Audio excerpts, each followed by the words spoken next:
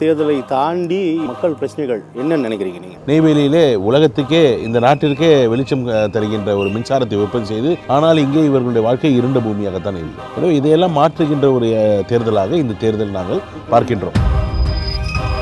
கடலூர் மாவட்டத்தை பொறுத்தவரையில் மிகப்பெரிய புயல் அடிக்கின்றன, சூறாவளி வீசுகின்றன. ஆனால் வெள்ள நிவாரணம் கிடைக்கவில்லை, எந்த நிவாரணமும் கிடைக்கவில்லை. அப்பொழுதெல்லாம் மோடி அவர்கள் வருவதும் இல்லை. இப்பொழுது 10 முறை 15 முறை வந்து போகலாம், ஆனால் மக்கள் தெளிவாக இருக்கிறார்.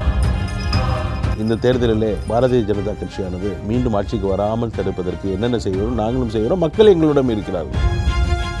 இந்த கூட்டணியிலே தமிழகம் 40க்கு 40 வெல்லும். இந்த நாட்டை ஒரு நல்ல ஒரு பாதையிலே மாற்றி அமைத்து ஒரு வளர்ச்சி பாதையிலே இட்டு செல்வதற்கு தமிழகம் ஒரு முதல் படிக்கட்டாக விளங்கும் என்பதிலே யாருக்கும் சந்தேகம் இல்லை.